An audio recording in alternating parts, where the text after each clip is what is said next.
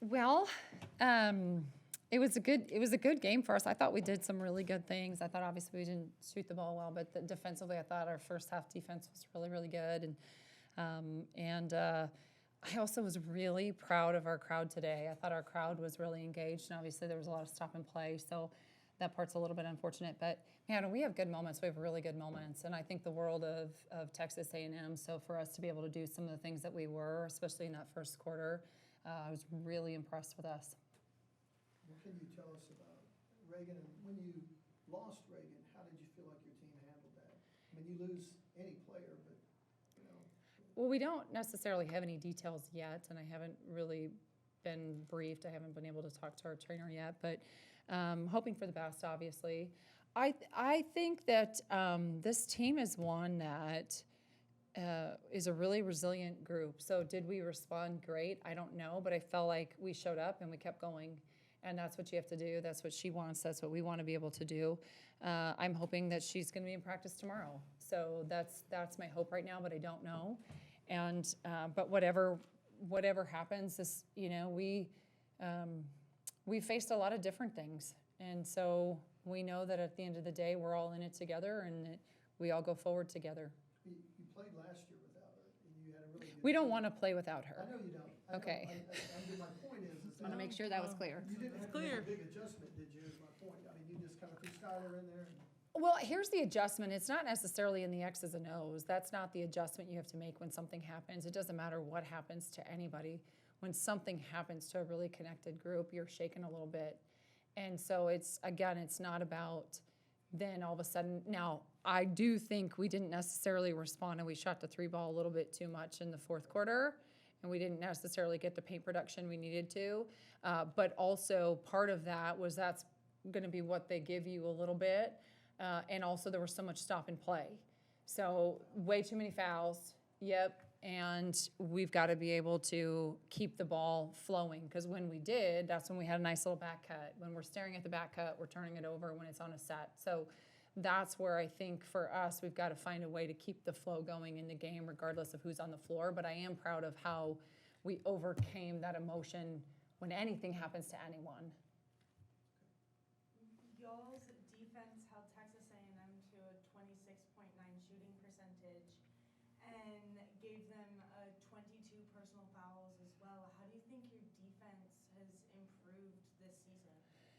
I think we've had games that we've done a great job. I feel like the first half, I felt like we did a great job of our on-ball defense and our help. I think in the second half we were selective at one or the other.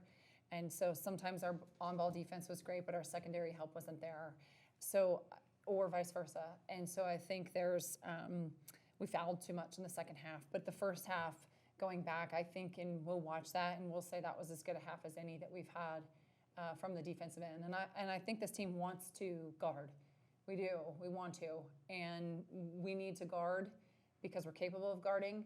Part of that's going to be us taking care of the ball, because it's really hard to guard when we pass it to them.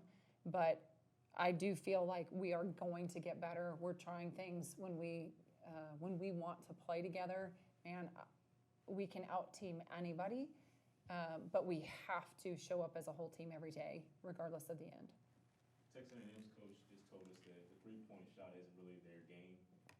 They shot 3 of 19 from three-point line today. Was that kind of the game plan going into this one for you all, to kind of sag off the shooters to see if they can knock down some shots? Well, it's never just to allow anybody to shoot the ball, but we knew we had to take care of the paint. So we knew that. We knew their guards are really powerful. Their guards are really good in isolation situations, and they can use ball screens really well. So they get downhill. So that was an area that we really tried to focus on, especially after the last game. I feel like that was a big adjustment for us, being able to guard that better. And that's where our secondary help really needed to come in today, and I thought we did a nice job of that. So I think we forced them into some of those three-point shots, especially late shot clock, because our help was there. Sahara, with coaches practicing during practice and Coach Jennie practicing with y'all, how do you feel that has helped you guys from practice to games?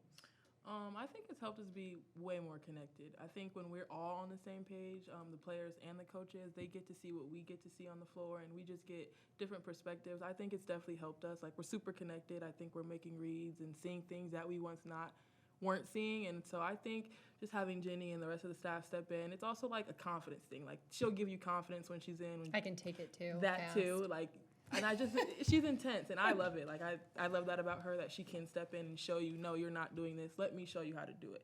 And it's just an easy fix. And I think from the last game to this game, that's definitely been what's helped us get better.